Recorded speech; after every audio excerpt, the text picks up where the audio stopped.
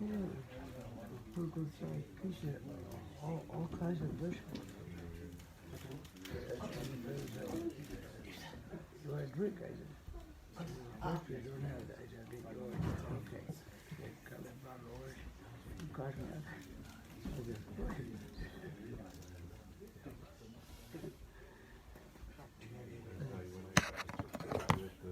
And glad I made that sandwich for you. Right there. we don't be diner one time. Everybody were dining. We used to go there years ago. Assalamu alaikum wa rahmatullahi wa barakatuh.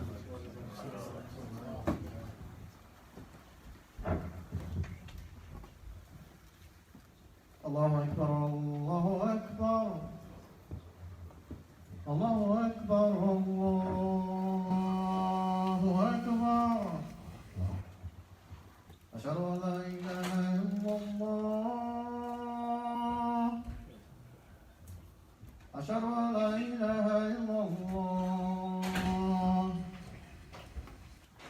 Ashhadu anna Muhammadan Rasulullah. Ashhadu anna Muhammadan Rasulullah.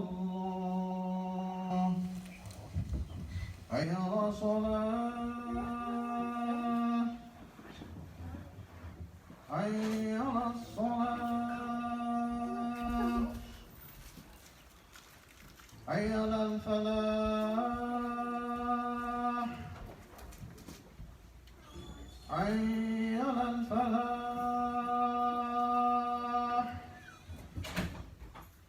Allahu Akbar, Allahu Akbar. La ilaha illallah. La ilaha illallah.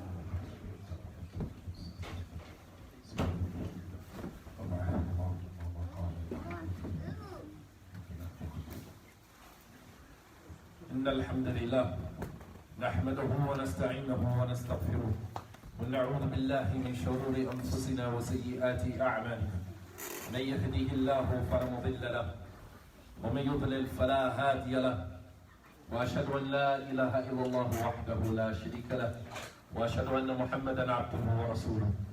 يا أيها الذين آمنوا اتقوا الله حق تقاته ولا تموتن إلا وأنتم مسلمون. يا أيها الناس اتقوا ربكم الذي خلقكم من نفس واحدة وخلق منها زوجها وبث منهما رجالا كثيرا ونساء. واتقوا الله الذي تساءلون به والأرحام إن الله كان عليكم رقيبا. يا أيها الذين آمنوا اتقوا الله وقولوا قولا سديدا يصلح لكم أعمالكم ويغفر لكم ذنوبكم ومن يطع الله ورسوله فقد فاز فوزا عظيما. أما بعد فإن أصدق الحديث كتاب الله وخير الهدي هدي محمد صلى الله عليه وسلم وشر الأمور محدثاتها وكل محدثة بدعة وكل بدعة ضلالة وكل ضلالة في النار. أما بعد. As we journey in this life as human beings, trying to reconcile our lives with the fact that we are put here for a reason, we begin to understand that there is no running away from Allah subhanahu wa ta'ala, only running to Him. We cannot run away from Allah subhanahu wa ta'ala. And the more and more your life closes in on you, the more and more you realize that everywhere you turn, Allah subhanahu wa ta'ala is there. As Allah says in the Quran, أَيْنَمَا تَوَلَّوْا فَثَمَّ وَجْهُ اللَّهِ. No matter where you turn, for there you will find the face of Allah subhanahu wa ta'ala. You will find Allah subhanahu wa ta'ala there. The scholars, they have a saying, مَنْ خَافَ مِنْ شَيْءٍ فَرَّ مِنْهُ وَمَنْ خَافَ مِنَ اللَّهِ جَلَّ وَعَلَى فَرَّ إِلَيْهِ. The scholars have a saying that when a person is in fear of something or someone, they usually run away from them. But when we are in fear of Allah subhanahu wa ta'ala, we run towards Him. ajaban, it's amazing that everything else that we are afraid of, we are instructed to run away from. But when we are in fear of Allah subhanahu wa ta'ala, we are instructed to run towards Him. Allah subhanahu wa ta'ala has given us a command and given us a destination. The command is to worship Him alone. To worship Him alone and not to associate partners with Him. The destination is Jannah. The destination, our final destination is Jannah. And Allah subhanahu wa ta'ala has also shown us who our enemy is, who our real enemy is. See, the real enemy will have you believing that your wife, your husband, your mother, your father, your brother in Islam, your sister in Islam is your enemy. Meanwhile, he is the real enemy. As Malcolm X had a statement, he said, if you listen to the media enough, the media will have you hating the person that is oppressed and have you loving the oppressor. If you listen to the media enough, because that's the real enemy. The real enemy puts the focus on the one that is not your enemy. Meanwhile, they get to, recline and relax because you don't really believe that they are the enemy.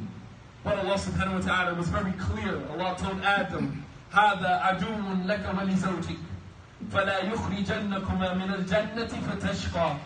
This one here, meaning shaitan, this is your enemy. And the enemy of your wife. Very clear.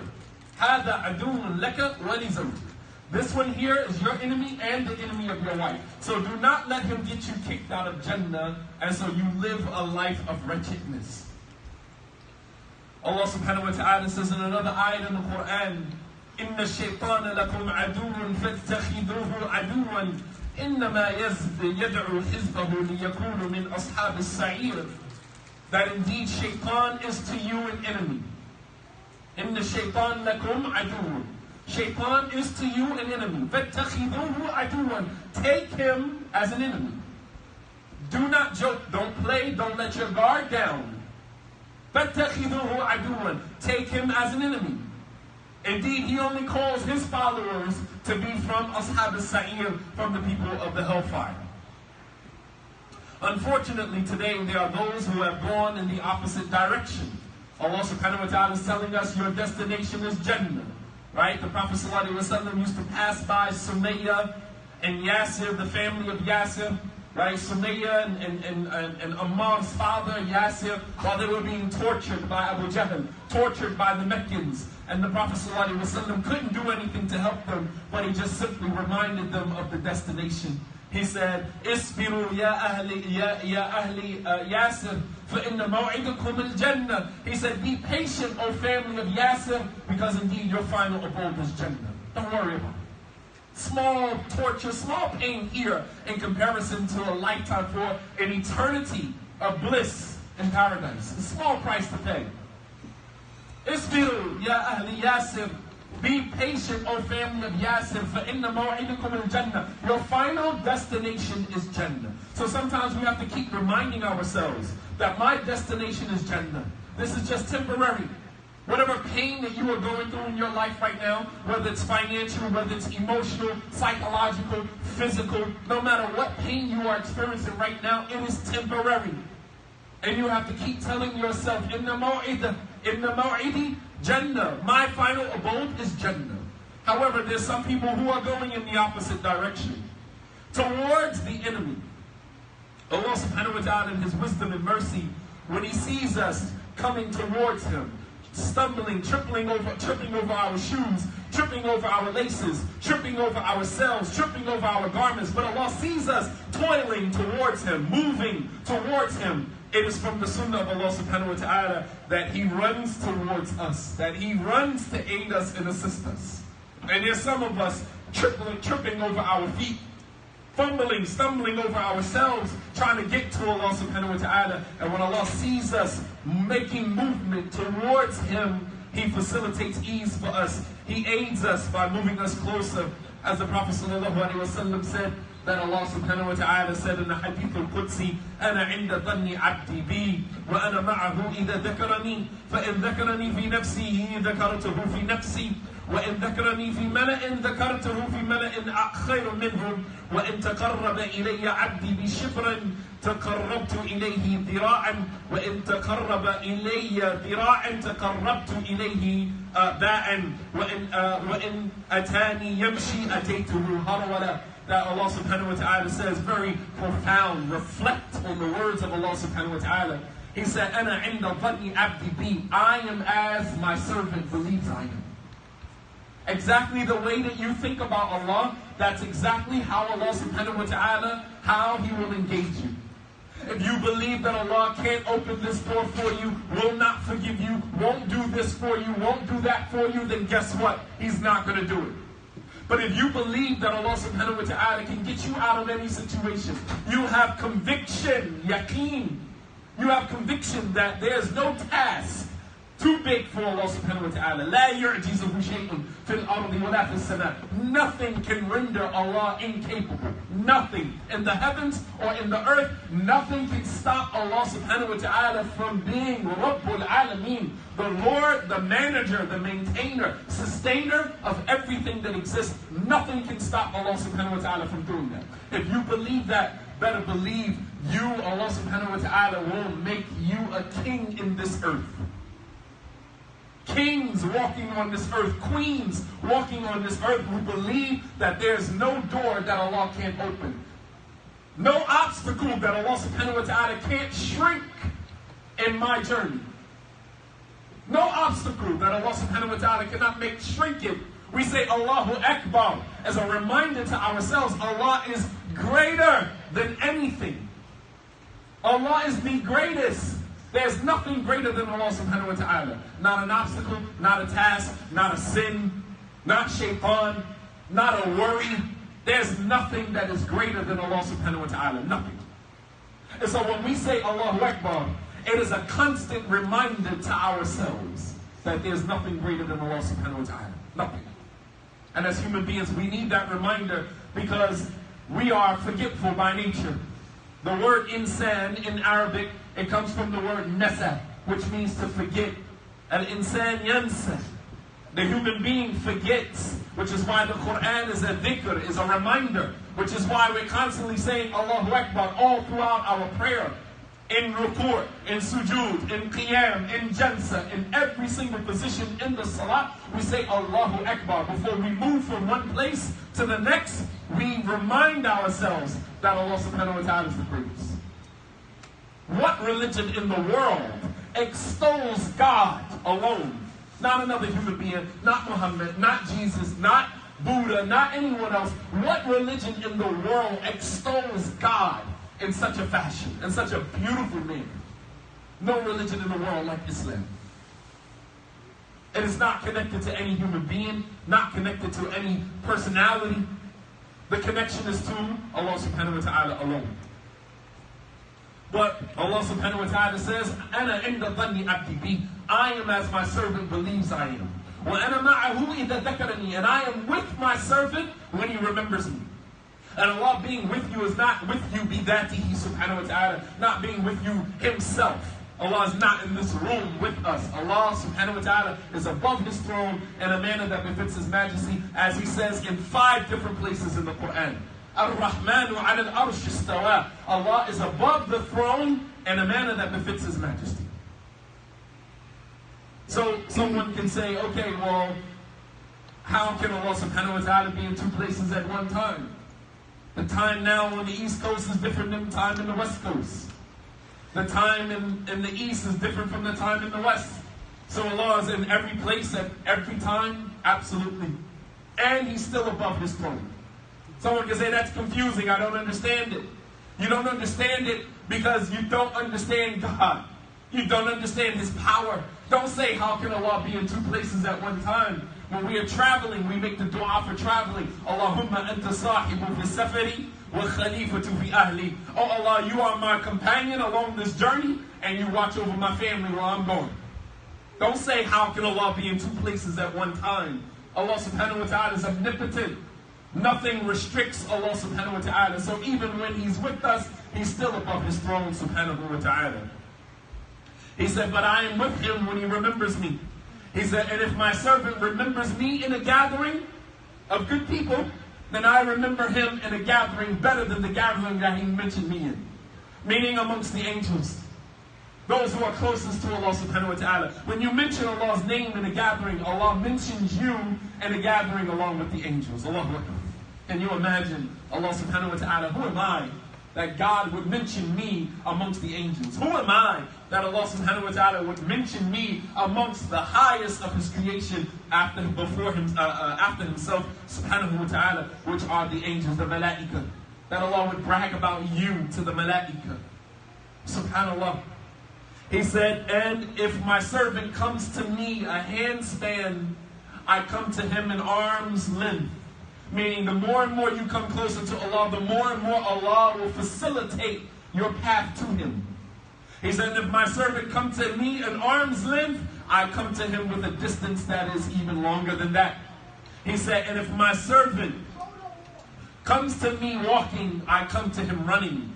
Meaning Allah subhanahu wa ta'ala is always there. He sees your toiling. He sees you struggling. He sees you tripping over yourself trying to get to him subhanahu wa ta'ala. And yet and still he makes it easy for you.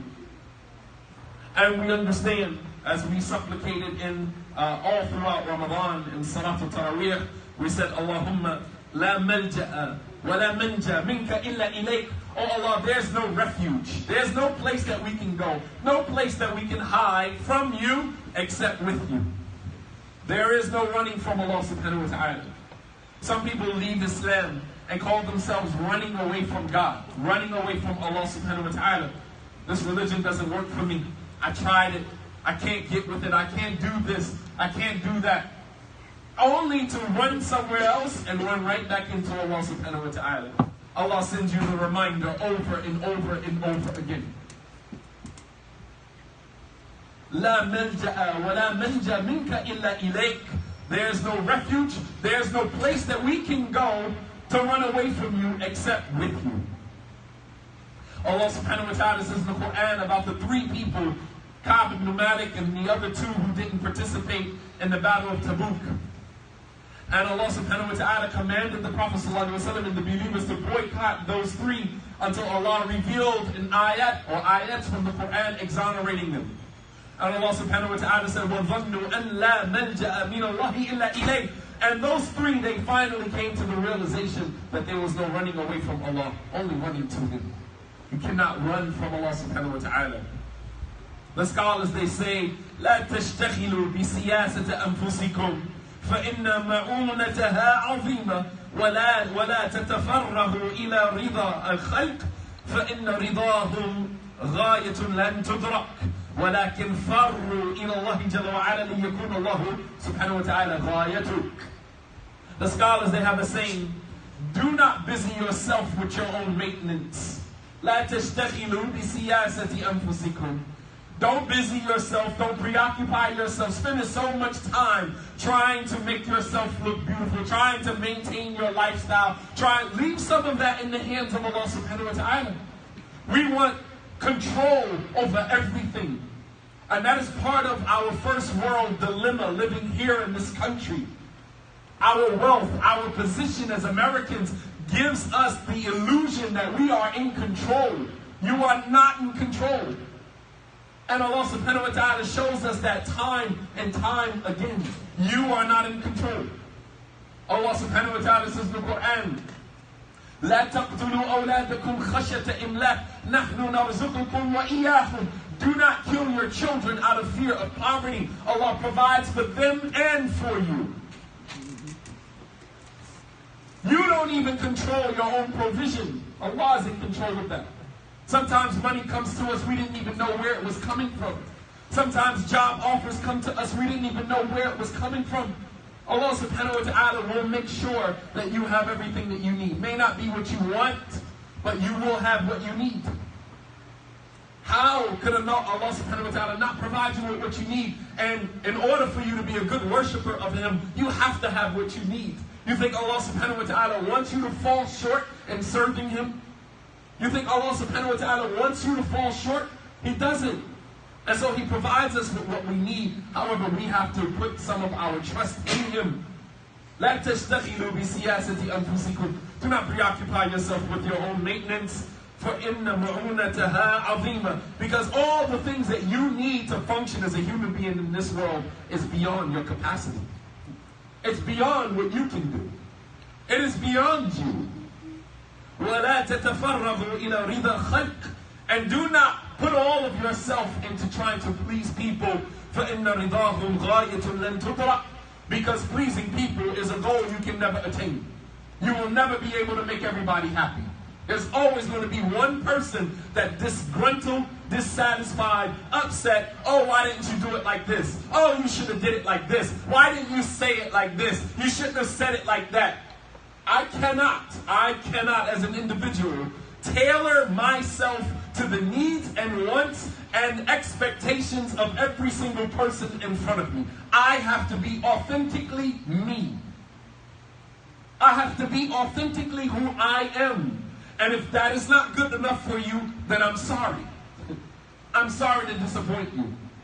But I can't be you and you and you. I can't do it the way you want me to do it, you want me to do it. I can't do it like that. I cannot tailor myself to the temperature of every single person in front of me. I have to believe that what I am doing is the right thing between me and my Lord, and leave the rest of people's criticisms, leave that to them, because that is their perception, not my reality. Your perception of me is your reality, not mine. The way you feel about me, or the way anybody else feels about you, that is their reality, not yours. You don't have to live with that. They do. I don't have to live with the way that you feel about me. I go home at night and I don't even know how you feel about me, nor do I care. And I sleep well. I don't miss one iota of sleep because of how someone else feels about me. Sometimes we make decisions to marry this person, and our own parents sometimes are disgruntled. Why are you marrying her? Why didn't you marry her? She's a nice girl. Or why are you not marrying him? He's a nice guy. Because I have to live my life. I have to do what makes me happy. Not you. It's not your life. Allah gave you your life. Some parents live vicariously through their children, trying to get back what you feel you lost in your lifetime. So you're going to live vicariously through your children. It's not fair. It's not fair. But they came to the, don't busy yourself or preoccupy yourself with trying to make everyone happy with you. فَإِنَّ رِضَاهُمْ غَايَةٌ لَن تُدْرَكْ. Because you will never be able to satisfy everyone anyway. وَلَكِنْ فَرُّوا إِلَى اللَّهِ. But run to Allah subhanahu wa ta'ala لِيَكُونَ اللَّهُ subhanahu wa ta'ala غَايَةً. Run to Allah and make Allah your target. Make Allah your goal. Make Allah your end goal. Run to Allah subhanahu wa ta'ala, and on your journey towards Allah, always keep Allah at the front of your face. Nasba a'yunikum, right in front of you. Allah subhanahu wa ta'ala is my goal. Pleasing Allah, getting to Allah. And if I have to step over a couple of people, if I have to navigate my way around certain people in order to get to Allah, better believe I will do that. If I have to shed some people, I have to shed my circle and begin cutting people off, begin distancing myself from certain people because they are an obstacle in me getting to Allah subhanahu wa ta'ala, then that's what I have to do. Don't take it personally. For you, it's not personal. For me, it is personal because I'm on my journey to Allah subhanahu wa ta'ala. And if you are in the way, then I have to work around you. I have to step over you. I have to navigate around you. قال أبو جعفر النيسابوري عجبا كل من خاف من شيء أمر بالفرار منه وأنا أخاف من الله سبحانه وتعالى وقد أمرت أن أفر إليه. He said, عجبا, it is amazing that when we are afraid of something, we are commanded to run away from it. He said, but I am in fear of Allah subhanahu wa ta'ala and I'm commanded to run towards Him. Run to Allah subhanahu wa ta'ala. Firru ila Allah. Run to Allah subhanahu wa ta'ala. Running away from Islam, whether in apostating or leaving Islam or not practicing Islam at all, believing that you will somehow be accepted by the world, the greater world or whatever, and you find many Muslims today who have adopted many beliefs that go against hard and fast beliefs that we have in our religion. in an attempt to be accepted by the larger community here in America, by the larger community. We are now embracing, other ideologies, other beliefs that clearly go against Islam in an attempt to be accepted. Running away from Allah subhanahu wa ta'ala, running away from Islam. It's a false hope to believe that you're going to be accepted, fueled by shaitan. Don't let shaitan capitalize off of your fear, brothers and sisters. The same way that the Dajjal, when he comes, the Dajjal will only be God in the eyes of the people who are afraid of him. And this is why the scholars say to be careful about fear. لِأَنَّ خَوْفَكَ تَجْعَلْ الشَّيْء آلِهَةً لَكَ or إِلَهٍ لَكَ. Your fear of a thing will make that thing your God. When you fear something, you fear someone, that individual now becomes your idol. And Allah subhanahu wa ta'ala will punish the individual not for following the Dajjal or worshipping the Dajjal, but you feared him more than you feared Allah subhanahu wa ta'ala. Allah says, أَتَخْشَوْنَ النَّاسِ. Are you afraid of people? وَاللَّهُ أَحَقُّ أَن تَخْشَوْهُ. Do you fear people? You fear your boss. I'm not in fear of anybody. There's nothing that you can do to me. Nothing. And anything that you are allowed to do to me is because Allah subhanahu wa ta'ala let you. Anas ibn Malik, he said to Hajjaj ibn Yusuf, who was a governor, put in a governor from Bani Umayyah, from the Umayyad dynasty, who used to punish many of the Tabi'un, many of the Sahaba. And Anas ibn Malik, he spoke out against him. And when he finally had Anas captured, and he said, "You are Anas ibn Malik." He said, "You are the one that was speaking out against me." He said, "Wallahi la aqtulaka qatla su." I'm going to kill you in the worst possible way.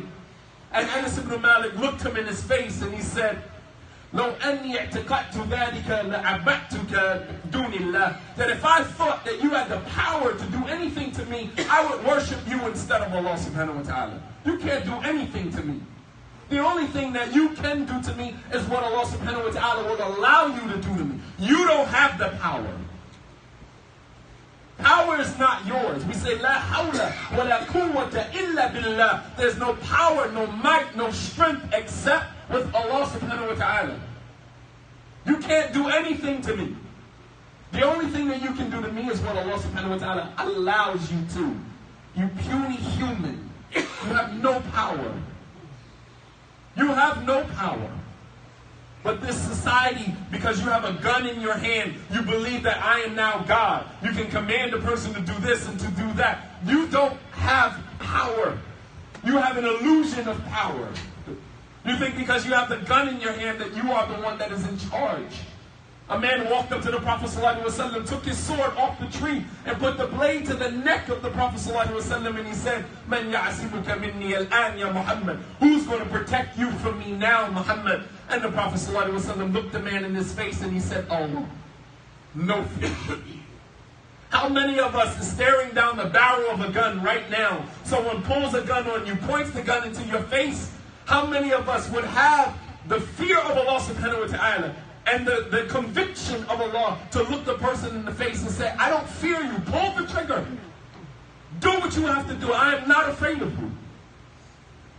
If you take my life, by chance, Allah let you take my life, it was meant for me to die today anyway. Whether it was by your hands, in a car accident, in sleep, whatever. However I was going to go today was my day. Allah subhanahu wa ta'ala just chose you to be the one to facilitate that meeting between me and the angel of death. Allah chose you for whatever reason. Maybe it was some wisdom, because maybe you killed me, I go straight to Jannah. And maybe you go to jail, you find Islam somewhere along your line in your life, and then you go to Jannah. As the Prophet ﷺ said, يَضْحَقُ اللَّهُ عَلَى رَجُلَيْنِ قَتَلَ أَحَدُهُمَا الْآخَرِ وَيَدْخُلَانِ الْجَنَّةِ. That Allah laughs at two men. One of them kills the other, and both of them goes to Jannah. Understand the power of Allah subhanahu wa ta'ala. You are not in control. You don't have the power. Allah subhanahu wa ta'ala is giving you the ability to take my life. Only because somewhere along the line in your life you're going to find Islam, you're going to find Allah, you're going to make tawbah for what you did, and then you are going to go into Jannah, or we'll see each other in Jannah. Allahu Akbar. That Allah subhanahu wa ta'ala laughs at two men. One of them kills the other and both of them enters into Jannah. How? Because this person kills this one out of anger. This person goes to Jannah, and then later on this person makes tawbah, comes to Islam, and then Allah subhanahu wa ta'ala forgives him and he goes to Jannah as well. Allahu Akbar. Subhanallah. Understand who is really in control. How many of us would be able to stare down the barrel of a gun and look the person in the face with no fear? And the Prophet ﷺ said Allah with no fear, with such conviction. The man's hand began to shake and he dropped the sword. And the Prophet ﷺ picked the sword up and put it to his neck and said, "Man ya'asimuka minni al-an." Who's going to protect you from me now? And the man began to plead with the Prophet ﷺ, "Oh, you are generous, the son of the generous, please." And the Prophet ﷺ told him, "Go. I'm not going to do anything to you. Go." This is real power. That I have the ability to extract retribution on you for what you did to me, and I still choose to let you go. I am the one that is in power, not you. You see how that works? Forgiving someone and letting someone go shows real strength. But to extract retribution on the person because now you are in the position to do so, that's real weakness. Because you understand the person's dilemma.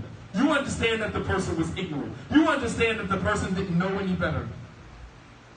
But to totally neglect that and look at the fact that, well, you harmed me, so I'm going to do it back to you, that is a weakness. And our religion teaches us to rise above that. To rise above that. To function on frequencies that are higher than that. To function on levels of consciousness, God consciousness, that is higher than that. Because there's only a few people on the high road. Only a few people will take the high road. And this is what our religion commands us. هذا وصلى الله على نبينا محمد وعلى آله وصحبه وسلم تسليما كثيرا. بارك الله لي ولكم في القرآن العظيم ونفعني وإياكم بما جاء فيه من الآيات والذكر الحكيم. أقول ما تسمعون أستغفر الله لي ولكم ولسائر المؤمنين من كل ذنب فاستغفروه إنه هو الغفور الرحيم.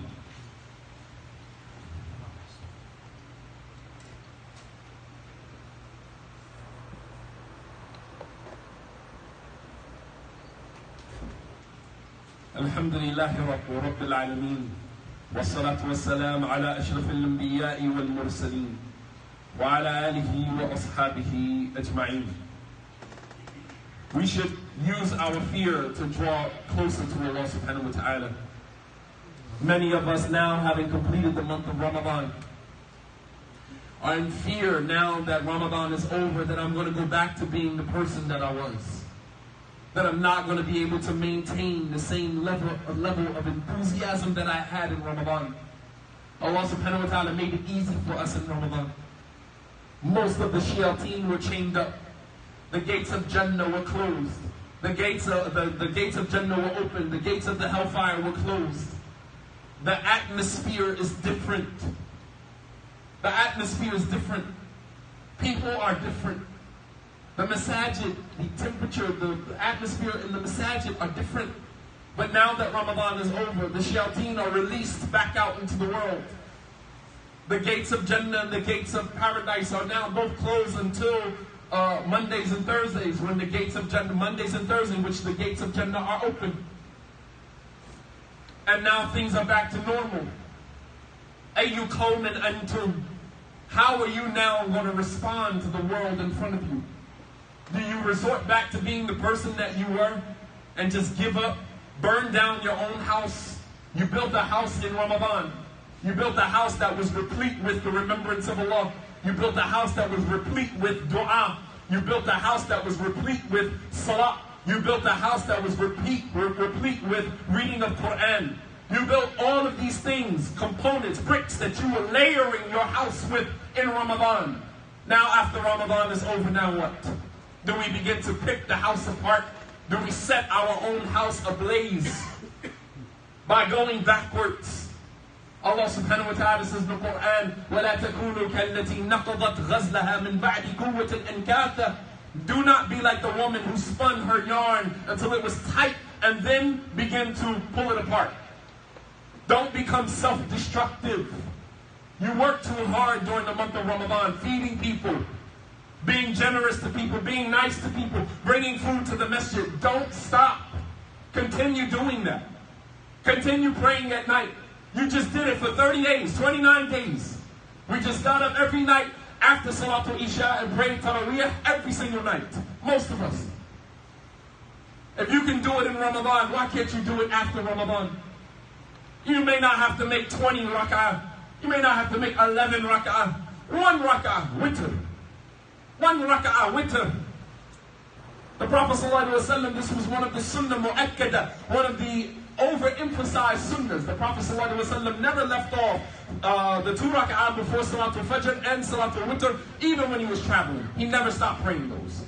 All of his other sunnah prayers, he didn't pray when he was traveling. But these 2, he never stopped doing them. Even Witr, just 1 rak'ah, 3 rak'ah, 5 rak'ah, ma tayassara lak, whatever is easy for you. But don't give up. Allah subhanahu wa ta'ala loves consistency. As the Prophet ﷺ was asked, Ayu a'malin ahabbu ila Allah, which deeds are more beloved to Allah subhanahu wa ta'ala? And he said, Ahabbu a'mali ila Allahi adwamuha wa in qalla. That the most beloved deeds to Allah subhanahu wa ta'ala are those that are done with continuity, those that are done consistently, even if they're few. It's not about quantity, it's about quality. Allah doesn't care about how much. Allah cares about the heart that was behind it, the sincerity, the ikhlas, the sincerity to Allah subhanahu wa ta'ala. It's not about the deed. The Prophet ﷺ mentioned the hadith of a prostitute who saw a dog panting out of thirst, went down into the well, put water in her shoe, carried the shoe in her mouth to the top of the well, and gave the dog a drink of water, and Allah subhanahu wa ta'ala forgave her. Somebody that we might look at and say, oh, she's going to hell, she's nobody. Min adna nas, the lowest of the people in the world. Yet this same prostitute had in her heart sincerity for Allah's creation that was not even a human being. Sincerity even towards animals. Any form of Allah subhanahu wa ta'ala's creatures. But it's the sincerity that is behind it. It's not about the deed, how much you do. But Allah subhanahu wa ta'ala loves the consistency, the continuity. أَحَبُّ أَعْمَالِ إِلَى اللَّهِ أَدْوَمُهَا وَإِنْ قَلَّ. The most beloved deeds to Allah subhanahu wa ta'ala are those that are done with continuity, consistency, even if they are few, small. Maybe you can't give $200, $300 to the masjid, but every single time I get paid, I can take $25 out of my paycheck, and I can give it to the masjid. Every time I come to the masjid for Jumu'ah, I do not leave out the masjid unless I leave something for the masjid. The houses of Allah subhanahu wa ta'ala are maintained by those who believe. We don't get government assistance for our facilities. These facilities are maintained by us, for us, to meet our needs. But to come on Jumu'ah and walk in and walk out, and you have money in your pocket, and you can leave something for the masjid, and to walk out and go buy you a sandwich, or go spend money on getting your car washed, or go spend money on some cigarettes, or go spend money on this and that, and you walk right out of the masjid and you left nothing. La ilaha illallah. Consider yourself deprived. That Allah subhanahu wa ta'ala has removed from your heart the desire to even do the smallest amount of good. The smallest amount of good. Here you are, right here in the masjid, money in your pocket, the sadaqah box is right there, and you walk right past it, and then go to the store and buy a pack of cigarettes. MashaAllah, tabarakallah. Consider yourself makhdul, deprived. Allah subhanahu wa ta'ala has removed even the smallest desire to do good from your heart. And in some instances, we may have to ask Allah subhanahu wa ta'ala to bless us with another heart. Some of us have corrupted and corroded our hearts. Not just by sin, but certain beliefs that we hold. In ending, the scholars, they say, try to find your heart present. Try to find your heart alive in 3 places. And the hilak al-dhikr, in the circles where Allah subhanahu wa ta'ala's name is mentioned. Try to find that you are inspired in those places, whether it's just for a moment in the masjid, whether it's for Jumu'ah, whether you were just stopping in the masjid to pray, and then after the prayer, the imam got up and gave a small speech. You stayed for 5 minutes just to see, inshallah, that something he says, moves me, motivates me, inspires me. But try to find your heart present at the time in which Allah's name is remembered. Try to find your heart alive when the Quran is being recited. I'm amazed when you go into the marketplaces, Muslim marketplaces, the souk, right? And you find the Quran playing and everybody shopping and talking and having conversations. This is not music. This is not an nasheed. These are the words of Allah subhanahu wa ta'ala, Rabbul Alameen. And we're using the Quran as entertainment. What is wrong with us as a people? What is wrong with us as Muslims? Abu Hurairah went into the marketplace. He said, why are you all here shopping in the marketplace when the inheritance of the Prophet ﷺ is being distributed in the masjid? Everybody began to close down their shops, running to the masjid to get some of the inheritance. And when they went in, they didn't find anything being distributed. And they went back to the marketplace and they said to Abu Hurairah, wayhak, woe be to you, shame on you. How did you tell us to go to the masjid and get the inheritance of the Prophet and we didn't find anything there? Abu Hurairah said, well, what did you find in the masjid? They said, we found hilak and dhikr, we found circles of knowledge. This person learning with this scholar, this person learning with that scholar, these group of people learning with. He said that was the inheritance of the Prophet. إِنَّ الْأَنْبِيَاءَ لَا يُوَرِّثُوا دِينَارًا وَلَا دِرْهَمًا إِنَّمَا وَرَّثُوا الْعِلْمَ فَمَنْ أَخَذَهُ أَخَذَ بِحَظٍّ وَافٍ. He said that was the inheritance of the Prophet. Prophets and messengers don't leave behind money. They leave behind ilm. They leave behind knowledge. And whoever gets a portion of that knowledge has gained a portion of prophethood. What you learn about your deen is information that was left behind by the Messenger of Allah sallallahu alaihi wasallam. Take from those treasures. The Prophet sallallahu alaihi wasallam said, إِذَا مَرَرْتُمْ بِرَوْضَةٍ مِّنْ رِيَاضِ الْجَنَّةِ. That when you pass through the gardens from the gardens of Jannah on earth, pick from its fruit. It said, O Messenger of Allah, not understanding the metaphor. What are the gardens of Jannah on earth? He said, the circles of knowledge. Meanwhile, the moment the Imam opened his mouth, we scrambling trying to hurry up and get out the door, mashallah. Try to find your heart present when the Quran, when you are in the circles where Allah's name is mentioned. Try to find your heart present when you are reading the Quran or you hear the Quran being read to you. Sometimes the Prophet ﷺ used to like to hear the Quran being recited. He said to Abdullah ibn Mas'ud one day, Iqra alayya al-Quran, read the Quran to me. Not that always I'm reciting, but sometimes I like to hear it. The Prophet told him, read the Quran to me. And he said to him, Aqra alayka al-Quran wa alayka unzal. Am I going to read the Quran to you when you are the one who the Quran was revealed to? The Prophet ﷺ said, Inni uhibbu an asma'ahu min ghayri. I like to hear other people recite it. Read to me. And Abdullah ibn Mas'ud began to read from Surah Ali Imran, and he came across the ayah where Allah subhanahu wa ta'ala said, فَكَيْفَ إِذَا جِئْنَا مِنْ كُلِّ أُمَّةٍ بِشَهِيدٍ وَجِئْنَاكَ عَلَى هَؤُلَاءِ شَهِيدًا. And how will it be when we bring forth for every nation a witness, and we bring you, O Muhammad, as a witness for all of mankind? And the Prophet ﷺ told Abdullah ibn Mas'ud, Hasbuk, Asbuk, enough. Enough, don't read anymore. That's enough. And Abdullah ibn Mas'ud said, when I looked over at the face of the Prophet ﷺ, his whole beard was soaking wet. His entire beard was soaking wet, crying, reflecting on the fadl, the virtue that Allah subhanahu wa ta'ala gave him, is going to make him a witness over all of mankind, not just over his ummah. The name Muhammad is second popular name in the world.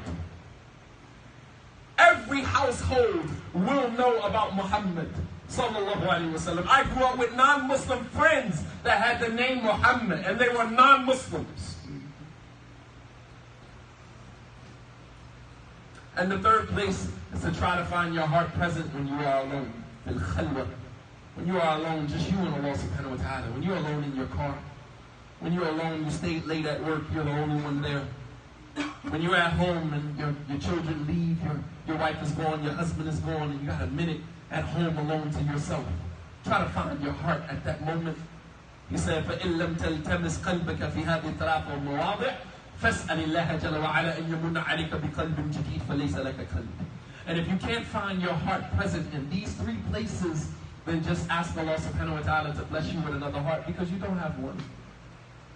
Ask Allah subhanahu wa ta'ala, أن يمن عليك بقلب جديد فليس لك قلب. You don't have a heart. Your heart is dead. And we pray that Allah subhanahu wa ta'ala, that He renews our spirit in Islam, that He renews our heart, that Allah subhanahu wa ta'ala yujaddid imanana, that Allah subhanahu wa ta'ala renew our iman. The Prophet sallallahu alaihi wasallam said, iman, faith, gets old and worn out like a garment. So ask Allah subhanahu wa ta'ala to renew your faith. Ask Allah subhanahu wa ta'ala tajdeed al-iman, to renew your iman, renew your faith, because faith gets old just like a garment. It begins to wear and tear. And right now we have home court advantage. Ramadan just finished and we're going into the month of Shawwal.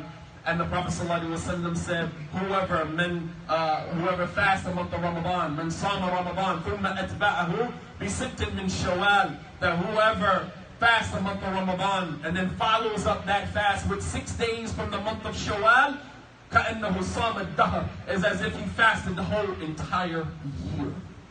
He will have the reward as if he fasted the entire year.